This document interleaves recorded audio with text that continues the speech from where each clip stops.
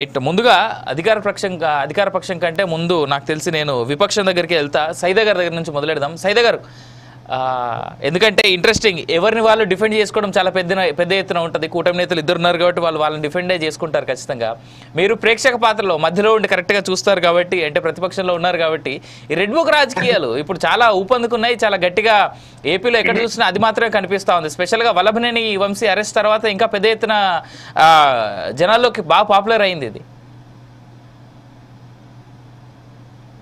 అవినాష్ గారు, మీకు ప్యానల్ ఉన్నటువంటి పెద్దలు తెలుగుదేశం పార్టీ నాయకులు సోదరుడు విజయ్ కిరణ్ గారు, అలాగే బీజేపీ నాయకులు అన్న ఫణీంద్ర గారు, అలాగే ఫోర్సైట్స్ టీవీ వీక్షకులందరూ కూడా నమస్కారం. ఈరోజు ప్రధానంగా ఆంధ్రప్రదేశ్ రాజకీయాలలో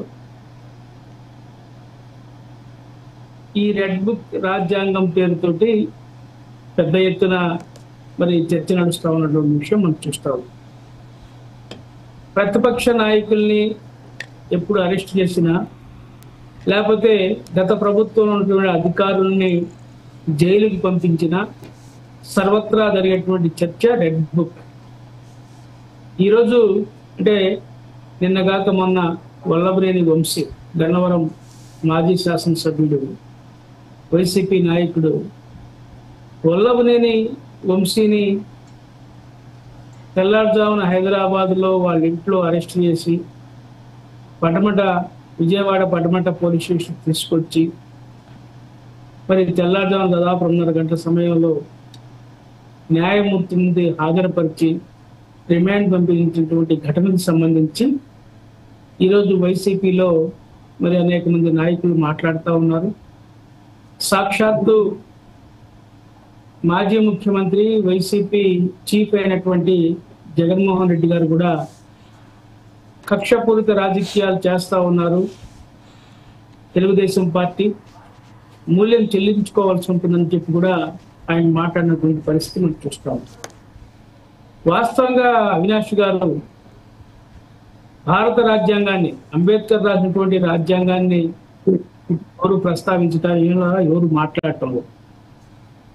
గత వైసీపీ 2019 నుంచి 24 పరిపాలనలో మరి ఆ రోజు వైసీపీ భారత రాజ్యాంగం ప్రకారం పరిపాలన చేయటం లేదు, వాళ్ళు ఒక రాజ్యాంగాన్ని తీసుకొచ్చారని చెప్పి మాట్లాడిన పరిస్థితి కూడా చూశారు. ఐపీసీ సెక్షన్లు కాదు, వైసీపీ సెక్షన్లు మరి అమలు చేస్తూ ఉన్నారు అని చెప్పి కూడా ఆ రోజు అనేకమైనటువంటి విమర్శలు ఎదుర్కొన్నటువంటి పరిస్థితులు కూడా చూసాం. ఈరోజు ఈ ప్రభుత్వంలో అధికారంలోకి వచ్చి 9 మాసాలు కావస్తా ఉంది ఎన్డీఏ కూటమి ఈ రాష్ట్రంలో డబ్ల్యూఎన్ సర్కార్.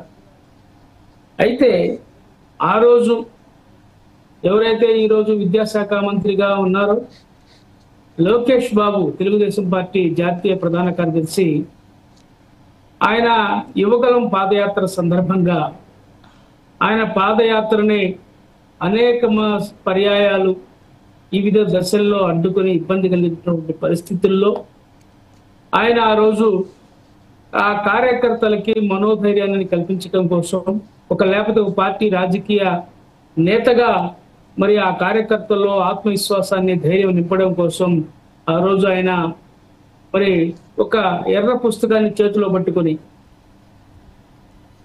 దాన్ని ఇది రెడ్ బుక్, ఎవరైతే ఈ 5 సంవత్సరాల కాలంలో మాకు ఇబ్బందులు కలిగించారు వాళ్ళందరి పేర్లు కూడా దీంట్లో నోట్ చేస్తా ఉన్నాం.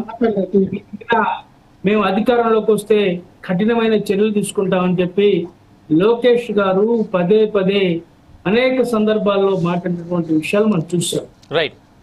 ఎందుకంటే యువగలం పాదయాత్రలో ఆయన కలిగినటువంటి ఇబ్బందులను దృష్టిలో పెట్టుకొని, అలాగే చంద్రబాబు గారి యాత్రను అడ్డుకున్నటువంటి పరిస్థితులను దృష్టిలో పెట్టుకొని, పల్నాడు ప్రాంతంలో జరిగినటువంటి మరి హత్యలు కానివ్వండి, అలాగే దోపిడీలు కానివ్వండి, ఏ విధంగా తెలుగుదేశం కార్యకర్తల్ని ఆ రోజు మరి చంబల్లో ఇలాంటి పల్నాడు ప్రాంతం మాచర్లలో ఏ విధంగా విధ్వంసం సృష్టించారో ఆ ఘటనలన్నింటినీ కూడా ఈ రెడ్ బుక్ లో మేము రాస్తా ఉన్నాం. మేము అధికారంలోకి వస్తే చర్యలు తీసుకుంటామని చెప్పి ఆ రోజు మరి లోకేష్ గారు చెప్పడం జరిగింది. అయితే ఇప్పుడు ఉన్నటువంటి పరిస్థితులు కూడా చూస్తూ ఉంటే ఈ 9 నెలల పరిపాలనా కాలంలో అనేకమైనటువంటి అవినీతి అక్రమాలకు సంబంధించి గత ప్రభుత్వంలో మరి అధికార పార్టీ నాయకులు కొమ్ము కాస్తూ అంటగాగినటువంటి అనేక మంది అధికారులను కూడా మరి ఆ కేసులు బనాయించి రిమాండ్ పరిస్థితి కూడా మనం చూస్తాము. మైనింగ్ విషయంలో కానివ్వండి, మద్యం విషయంలో కానివ్వండి, అనేకమైనటువంటి ఘటనలకు సంబంధించి ఏపీఐడిసి మరి ఎండీని కూడా మరి జైలుకు పంపించినటువంటి పరిస్థితి, వెంకటరెడ్డి గారిని కూడా ఆయన కూడా పంపించినటువంటి ఘటనలు చూస్తాం. అలాగే పిన్నెల్లి రామకృష్ణారెడ్డిని అరెస్ట్ చేసి మరి నెల్లూరు జైలుకి కూడా పంపినటువంటి ఘటనలు చూస్తాం. అలాగే నందిగం సురేష్ ఎంపీ ఆయన కూడా మరి జైలుకి పంపినటువంటి ఘటనలు చూస్తాం. తర్వాత బోరుగడ్డ అనిల్ని కూడా జైలుకి వెళ్ళినటువంటి పరిస్థితి కూడా మనం చూస్తా ఉన్నాం. ఇప్పుడు వల్లభనేని వంశీ ఏ విధంగా అతను శాసనసభ్యుడు అయ్యుండి అసెంబ్లీ సాక్షిగా ఏ విధంగా మాట్లాడాడు, ఏ విధంగా దుర్భాషలాడాడు, నిజంగా ఒక ప్రజాప్రతినిధికి ఉండాల్సినటువంటి అర్హత అతనికి లేదనేది చాలా స్పష్టంగా అర్థమవుతారు. ఇలాంటి వ్యక్తులు ఈ సభ్య సమాజానికి చీడపురుగు లాంటి వాళ్ళు. ఇది వాస్తవం. ఏం మాట్లాడుతున్నారో, ఏ విధంగా వాళ్ళని ఆదర్శం తీసుకోవాలన్న పరిస్థితి. అంటే సైదా గారు ఒక మాట నేను అడుగుతా. సైదా గారు, సారీ టు ఇంటరప్ట్ యూ, అయితే ఇక్కడ ఒక ఇంట్రెస్టింగ్ మాట అనిపిస్తుంది నాకు. అంటే ఇలాంటి చీడ పురుగులు అనేటువంటి మాట మనం మాట్లాడుకున్నప్పుడు ఇలాంటి వాళ్ళని రెడ్ బుక్ అవసరం ఏముందండి? ఏ టైంలో అయినా అరెస్ట్ చేసి లోపలేసేయచ్చు వాళ్ళు ఉండేటువంటి విధానానికి. అవును, ఎందుకంటే రెడ్ బుక్ అనేది ఎందుకంటే ఇది జరుగుతూ ఉంది కాబట్టి, ఈ పర్యావసానం జరుగుతూ ఉంది కాబట్టి ఈ రోజు రెడ్ బుక్ లో రాసుకున్నటువంటి నెక్స్ట్ పేరు ఎవరు? కొడాలి నాని ఉన్నాడా, లేకపోతే ఇంకొక నా అంబటి రాంబాబు ఉన్నాడా, అనిల్ కుమార్ యాదవ్ ఉన్నాడా? ఇలాంటి స్టెప్ బై స్టెప్ ఒక్కొక్క పేర్లు చర్చల్లోకి వస్తూ ఉన్నాయి. ఎందుకంటే రోజా ఉందా అనేది కూడా చర్చ నడుస్తూ ఉంది.